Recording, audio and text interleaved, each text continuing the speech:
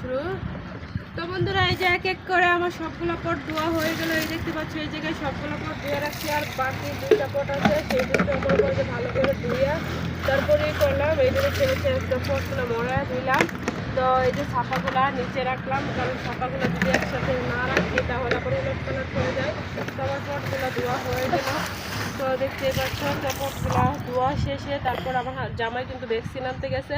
তো ভ্যাকসিন নিয়ে এখন আসে নাই, আর ভ্যাকসিন আনলে তারপর কিন্তু ভ্যাকসিন দিয়ে দিব। তো সেই জন্য পটগুলো বাইর করে ধুয়ে রাখছি। আর সাইডের যে বাতাসটা, চারিদিকের মনোরম সেই পরিবেশটা কিন্তু খুবই ভালো লাগছে।